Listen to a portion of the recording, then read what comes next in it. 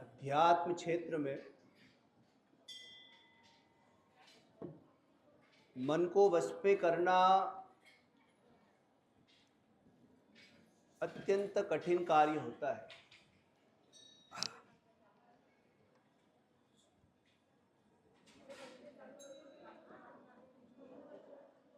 क्योंकि ये मन अत्यंत चंचल है और साधकों की यही बड़ी परेशानी रहती है कि ये मन चंचलता युक्त रहता है, जिससे साधन करने में साधकों को बड़ी कठिनाई होती है। अर्जुन ने भी भगवान से गीता में कहा, चंचलम ही मन कृष्णा प्रमाथि बलवद दृढ़म। ये मन प्रभु एकाएक वश पे होता नहीं। मनोनिग्रह बड़ा कठिन है, पर असंभव भी नहीं है।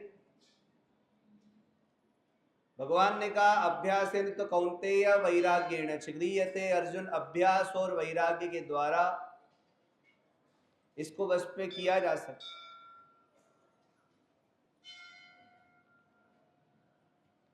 ये मन जीव के शरीर का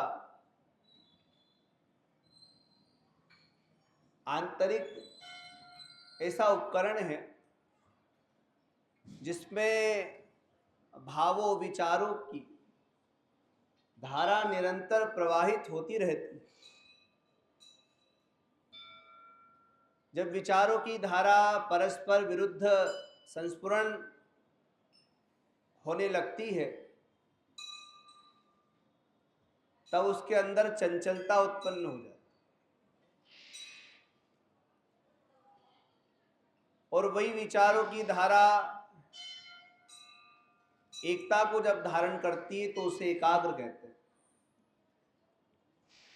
एकाग्र होना बड़ा कठिन है, क्योंकि ये मन धूल के समान है। धूल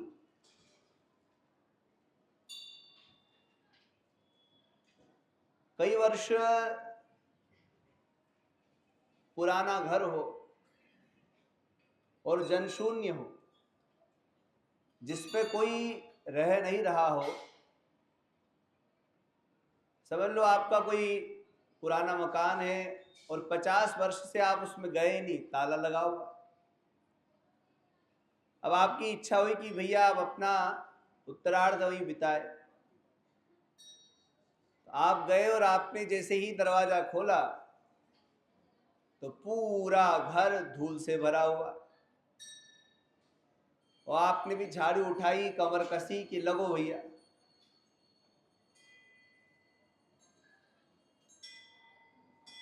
एक तरफ वो पवन भैया, दूसरी तरफ वो भावना भाभी लगे झाड़ू लेकर के, चलो भैया साफ करो ऊपर नीचे।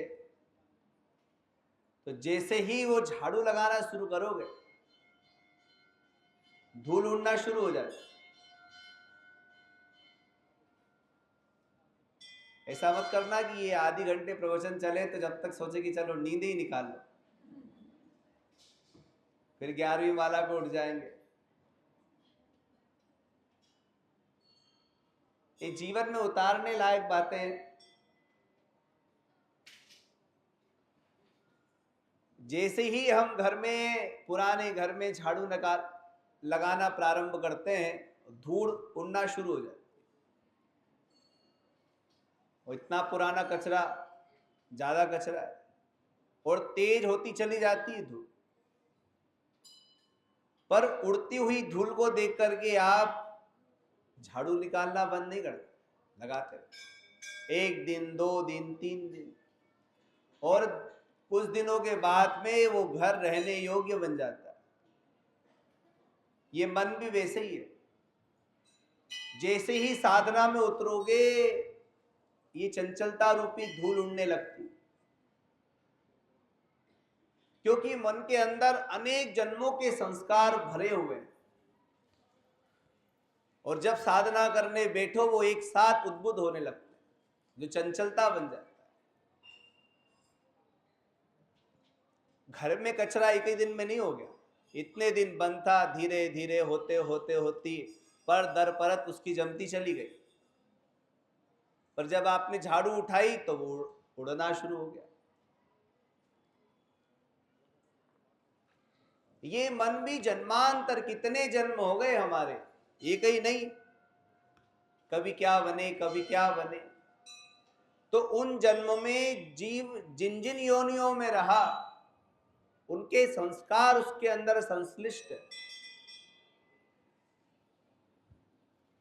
मनुष्य जीवन ही ऐसा है जिसको संस्कारित किया जाता है।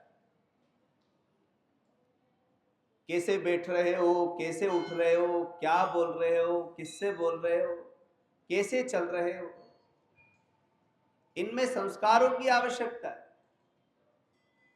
भाई बड़ों से कैसे बात करना, श्वान कुत्ता जो होता है वो जब भौंकता है तो उसको पता थोड़ी लगता है छोटे को भौंक रहा है बड़े को, एक जैसी ध्वनि और सब एक जैसे। पर आप जब किसी से बात करोगे तो आपको पता है ये हमसे बड़े हैं, सम्माननीय हैं, इनसे हमें क्या बोलना है। जो हम उम्र का होगा उससे क्या बोलना है, और जो छोटा होगा उसको किस तरह से समझाना है। और ये संस्कार यदि नहीं है तो समझ लो पूर्व जन्म के जो संस्कार है वो इतने उद्बुद्ध हो रहे हैं कि वो नए संस्कारों को, अच्छे संस्कारों को आने नहीं दे रहे। भोजन करने बैठो तो ऐसा नहीं सीधे, जानवर हाथ पैर थोड़ी धोते। घोड़े के सामने अगर आपने चारा डाला तो तुरंत ही मुंह डालेगा, ये थोड़ी कहेगा कि भैया मुझे मुंह धोना है। पर जब आप भोजन करने बैठोगे, हाथ धोगे, कुल्ला करोगे, शुद्ध हो कि नहीं ध्यान रखोगे। तो ये संस्कार होना जरूरी है। पर ये मन उस तरफ जाने में बड़ा परिश्रम लगवाता है, क्योंकि अनेक जन्म हमारे हुए और सब योनियों में से जीव निकलते हुए आया, इसलिए सारी योनियों के संस्कार उसके अंदर बने हुए। श्वान का भी, बिल्ली का भी, गधे का भी, क्योंकि सारी योनियों में बने ना। हम गधे भी बने, घोड़े भी बने, बिल्ली भी बने, कुत्ते भी बने, पता नहीं क्या क्या बने। तो उनके संस्कार हमारे अंदर बैठे हुए। और जब जैसे ही हम भगवान की आराधना उपासना करने जाते हैं तो बोलते ना मन नहीं लग रहा। ये मन इसलिए नहीं लग रहा कि ये जन्मांतरी उसके अंदर जो संस्कार है उसके चलते ये धूल उड़ने लगती है। पर कोई बात नहीं, उसको उड़ने दो। मन कहीं जाता है तो जाने दो। धूल उड़ रही है और आप झाड़ू बंद कर दोगे तो कमरा कभी साफ नहीं कर पाओ। जन्मांतरीय काली मां की धूल अंतःकरण के कमरे में पड़ी हुई है। अगर हम उस पर रहना चाहते हैं, परमेश्वर को पधरवाना चाहते हैं, तो उसके लिए तो फिर उसको साफ ही करना पड़ेगा। उसकी सफाई ये साधना है, उपासना है, शुभ संस्कार है, शुभ कर्म है। जब हम भावनात्मक होकर के शुभ कर्म करते हैं तो वह शुभ कर्म झाड़ू बन करके हमारे अंतःकरण को शुद्ध करता है। चित्तस्य कर्मे शुद्ध। भगवान शंकराचार्य ने विवेक चूड़ामणि में कहा कि चित्त को शुद्ध करने के लिए शुभ कर्म का आश्रय है, उससे हमारा अंतःकरण शुद्ध हो जाए। एक महात्मा थे, वो कहते थे ये मन जो है ना बच्चे जैसा होता है। मन बच्चे जैसा होता है। बच्चे जो होते हैं, छोटे बच्चे, तो किसी खिलौने को पकड़ लेते, छोड़ते नहीं। पहले जने में बनिए रहे होंगे इसलिए पकड़ के रखते, एकदम से नहीं छोड़ते। तो ये मन रूपी जो बालक है ये विषय रूपी खिलौने को पकड़ के रखता है, एकाएक छोड़ता नहीं। तो बच्चे को छुड़वाने के लिए या तो उसको लोरी सुनाओ, धीरे धीरे गोद में बिठाओ, झूले में पालने में झुलाओ। जब नींद आएगी तो इंद्रियां शिथिल हो जाएगी और हाथ से खिलौना छूट जाए। और नहीं तो दूसरा खिलौना उसको दो, उसके बाद में भी वो हाथ पैर पटकता रहेगा, रोता रहेगा, नहीं नहीं नहीं नहीं मुझे तो यही चाहिए, उसको दूसरा खिलौना देना पड़ेगा। और सबसे अच्छा तो आप उसको यदि पालने में, झूले में झुला दो तो वो सो जाएगा, शिथिल हो जाएगी इंद्रियां और हाथ से वो फिसल जाएगा। ये आराधना, उपासना, भगवान की जो आराधना है, भगवान की जो भक्ति है, प्रभु चरणों में जो प्रेम है, ये ही वो लोरी है, वो झूला है जिसमें ये मन सो सकता है और कहीं नहीं सोएगा। मन उन्हीं विषयों में लगता है जहां उसको राग या द्वेष होता है, उपेक्षित विषयों में मन जाता ही नहीं। कहां जाएगा? जहां उसको राग होगा, द्वेष होगा। और राग द्वेष स्मृति से होता है, जो आपकी स्मृति में है। कोई शत्रु बन के बैठा हुआ है तो बार बार उससे द्वेष होगा, नहीं होकर के भी उसकी याद आएगी, कोई लेना देना नहीं होता, फिर भी याद आती है, ये ऐसा, इसने हमारे साथ में ऐसा किया, ऐसा किया। और यदि प्रेम है, राग है, तो उसकी याद आएगी आपको। अरे आप लोग जब जाते हो घर से बाहर, फोन नहीं आते आप, कहाँ तक पहुंचे, उतरे कि नहीं, धर्मशाला की होटल की सीढ़ी चढ़े कि नहीं, सीढ़ी से गए कि लिफ्ट से, कौन से नंबर कमरे में रखे हो, व्यवस्था है कि नहीं, क्या खा पी रहे हो, आज क्या खाया, भोजन में क्या क्या बना था। हे भगवान, प्याज के छिलके, एक छिलका, फिर दूसरा छिलका, फिर तीसरा छिलका।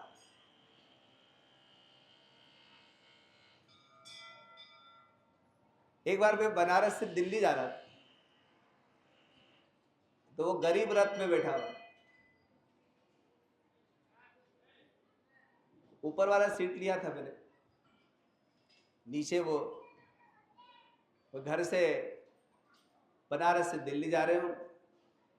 हे भगवान, मुझे ध्यान है, मैंने घड़ी देखी, 8-9 घंटे तक वो बंद ही नहीं हुई। वो आया कि नहीं आया, मतलब उसके घर में कील ठोकना थी, उस तक भी पूछ लिया उसने, वो उसने आकर के कील लगाई कि नहीं लगाई। हे भगवान, अच्छा ये क्यों होता है? क्योंकि मन जो है ना,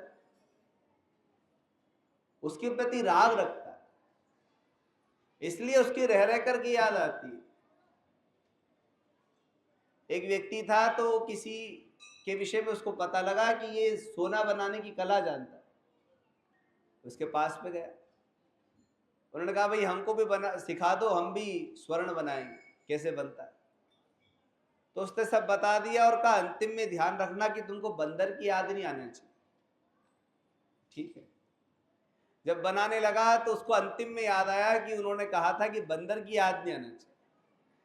अब वो बार बार यही करता रहा कि मुझे बंदर की याद ना आए बंदर की, उसको बार बार बंदर की याद आ रही, वो चाह करके भी वो बंदर को नहीं भूल पाया, क्योंकि उसने अपने मस्तिष्क में बैठा लिया कि अंतिम प्रक्रिया यह है कि इस पे मुझे बंदर की याद नहीं आनी चाहिए। ये मन राग द्वेष होकर के ही संसार में लगा, ये मन सुख चाहता है, इसलिए अलग अलग अलग विषयों में जाता है, पर वहां उसको सुख मिलता नहीं, इसलिए परेशान। हम जब किसी से बात करते तो एक बात में हमें रस नहीं आया ना, इसलिए विषय बदलते हैं। क्या कर रहे हो, कहां जा रहे हो, ये विषय है, बदल रहा है, ये मन उसमें सुख ढूंढ रहा है पर सुख मिलता नहीं। हाथी जो होता है, तो पानी से हाथी को बहुत लगाव होता है, खूब नहाता है। आप लोग कभी हाथी के साथ नहाए कि नहीं नहाए? अरे नहाना चाहिए हाथी के साथ। तो हाथी जो होता है उसको पानी से बड़ा लगाव होता है, खूब पानी पीता है और खूब नहाता है, चलता रहता है, गतिशील प्राणी होता है हाथी। तो गर्मियों में क्या होता है कि तालाबों में, तलैयों में पानी कम होता है, पर पानी पूरा सूखता भी नहीं, इसलिए कीचड़ रहता है। तो प्यासा हाथी जब उन तलैयों में अपनी सूंड डालता है पानी के लिए, तो पानी कम होने के कारण और कीचड़ ज्यादा होने के कारण जब वो खींचता है तो कीचड़ खिंचाता है, पानी कम आता है। एक से दूसरा, दूसरे से तीसरा, बेचारा हैरान परेशान हो जाता है। जब वो अथाह जल से भरे हुए सरोवर में जाता है और अपनी सूंड डालता है तो पुराना कीचड़ सारा साफ हो जाता है और खूब पानी के कारण वो मस्त मस्त हो जाता है। वैसे ही ये मन रूपी हाथी अलग अलग अलग विषयों में सुख को ढूंढता है, पर सुख उसको वहां मिलता नहीं तो परेशान हो जाता है। जब भगवान के चरणारविंद रूपी समुद्र में जाता है तो वहां अनंत सुख ही सुख है, आनंद ही आनंद। वहां जाते ही इसका मन लग जाता है, नहीं तो ये आपको छोड़ने वाला नहीं है। एक व्यक्ति था, उसने प्रेत सिद्ध कर लिया और उसने कहा भाई मेरी कोई इच्छा है आपको पूरी करना है, तो प्रेत ने कहा हम तुम्हारी सारी इच्छा पूरी करेंगे, पर शर्त है कि तुम हमें निरंतर काम बताते रहना। आज के समय में ये हो गया कि आप किसी को काम बताओ तो घबरा जाता है। और प्रेत ने कहा कि आप मुझे निरंतर काम बताना, मैं एक क्षण भी काम किए बिना रह नहीं सकता। और वो इतना चतुर था, शातिर था कि महीनों के काम को कुछ क्षणों में कर देता था। अब कोई काम बताए तुरंत कर दे, कोई काम बताए तुरंत कर दे। अब वो बेचारा साधक परेशान हो गया, उससे उसको शांति ना मिले। एक महात्मा के पास में गया और अपनी समस्या बताई, तो उन्होंने कहा एक काम करो, उसको कोई बड़ा सा पेड़ का तना लेके आ गया, कोई उसको छिल दिया। अब इस पे तेल लगा दिया, कहीं गड़वा दिया, और उसका चढ़ो उतरो, और जब तक मैं नहीं बोल तब तक चढ़ते उतरते रहे। समस्या का समाधान हो गया। ये साधक जीव है और ये जो मन है ये प्रेत है, और इसकी चंचलता ही वो निरंतर बार बार कुछ काम बताओ। ये चंचलता ही आपको परेशान कर रही, स्थिर नहीं होने दे रही, एकाग्र नहीं होने दे रही। यदि भगवान के चरण रूपी स्तंभ का आपने आश्रय ले लिया और उस पे इसको चढ़ाना उतारना शुरू कर दिया तो ये चंचलता की जो समस्या है समाप्त हो जाए। एकमात्र भगवान के चरणों का आश्रय ही मन को वश में कर सकता। एक पक्षी जहाज पे बैठ गया और जहाज बीच समुद्र में गया, और वो जब उड़ा तो दूर दूर तक उसको कुछ नहीं मिला, वापस जहाज पे आया, क्योंकि वहां कुछ है ही नहीं। मेरो मन अनक कहाँ सुख पावे, जैसे उड़ी को पंछी पूरी जहाज पे आवे। ये मन रूपी पक्षी कहीं भी चला जाए, यदि आपने एक बार इसको भगवान के चरणों का आश्रय दे दिया वहीं जाए। भगवान के चरण कमलों का आश्रय ही मन की चंचलता को मिटा सकता है। जब तक मन चंचलित है तब तक आपकी जीवन में दुख है, अशांति है, बेचैनी है, और जिस दिन मन स्थिर हो गया आपके जीवन में सुख ही सुख है, शांति ही शांति। बस ये मन की चंचलता का त्याग ही साधक को उच्चतम गति प्रदान करता है। ये मन बहुत तीव्रगामी होता है, आप इतना दौड़ ही नहीं सकते जितना ये दौड़ता है, और जितना आप अपने जीवन में बना नहीं सकते उतनी कल्पना में पता नहीं क्या क्या बना देते, आपको कहां से कहां ले जाए। मन की कल्पना तो बड़ी विलक्षण कल्पना होती है। पूज्य श्री भगवान एक कथा सुनाते थे कि एक भिक्षुक था, भिक्षा से जीवन यापन करता था। गर्मी का समय था तो उसको बोलना मना करो, माइक वाले। क्या बोल रहा था मैं? इसको जरा बोल क्या हूँ,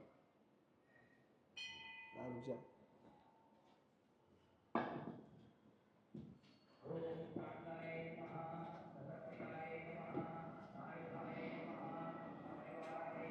तो ये जो भिक्षुक था वो भिक्षा से ही अपना जीवन यापन करता था। गर्मी का समय भिक्षा के लिए लेकर गया तो गर्मी में लोग सत्तू ज्यादा पीते ताकि ठंडक रहे, तो सभी लोग उसको भिक्षा पे सत्तू देते थे। अच्छा, ये भी कई बार सभी लोग एक जैसे करते बड़ा विलक्षण हो जाता। एक राजा था, तो उसने कहा भाई हमने कुआं खुदवाया है और हमको ज्योतिषियों ने कहा यदि इस कुएं में सभी लोग दूध डालेंगे तो तुम्हारे राज्य में कोई बीमार नहीं होगा। तो राजा ने कहा भाई सभी लोगों को दूध डालना है, तो सभी लोग दूध डालने के लिए तैयार हो गए। मेरे जैसा भी था, उसने कहा कि क्या इतने लोग दूध डाल रहे हैं, अपन पानी डालेंगे क्या पता चलेगा। अच्छा, ये सभी ने सोचा कि इतने लोग दूध डाल रहे हैं, हम पानी डालेंगे क्या पता चलेगा। तो जब राजा सुबह आया तो देखा कुआं दूध की जगह पानी से भरा हो। उन्होंने कहा भैया क्यों? कहा महाराज आपके यहाँ सब ये सोच रहे थे कि इतने लोग दूध डालेंगे, इसमें एक लोटे पे पानी में क्या पता लगेगा। तो सभी लोगों ने उसको सत्तू दिया। अब उसने सत्तू एकत्रित कर लिया और वो चिका होता ना उस पर रख दिया, और वो ज्यादा हो गया। तो एक दिन विचार कर रहा था कि इतना सारा सत्तू हो गया, एक साथ तो ग्रहण करेंगे नहीं, एक काम करते इसको बेच देते, और बेच करके उससे मुर्गियां ले आते, और मुर्गियों को बेच कर जब मुर्गियां ज्यादा हो जाएगी तो उसको बेच करके बकरी ले आएंगे, और बकरी भी साल में 4 बच्चे तो देगी। बकरियां बढ़ जाएगी तो फिर भैंस ले आएंगे, तबेला, फिर खूब दूध दही घी होगा, और फिर उससे हम धनवान बन जाएंगे। पुराने समय में जिसके पास में सबसे ज्यादा गाय भैंस होती थी वो धनवान होते थे। तो पुरानी कथा,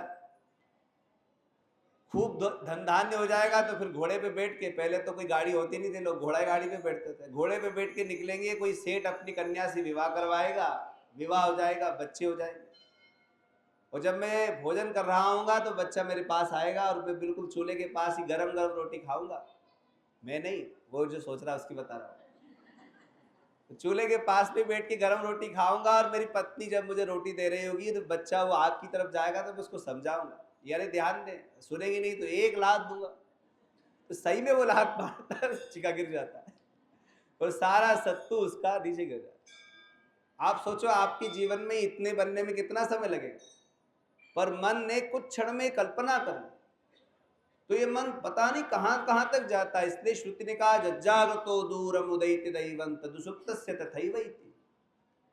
पता नहीं कहां कहां तक, जगह जगह कई लोग खुली आंख से भी सपने देखते रहते, कहां तक पहुंच जाते। इस मन को वश पे करना अत्यंत कठिन है, और यदि आप चाहते हो कि आपके जीवन में खूब सुख रहे, शांति रहे, तो इस मन को भगवान के चरणों में लगा दो। यदि प्रभु चरणों में ये मन लग गया तो प्यारे फिर ये वहां से कभी हटेगा नहीं।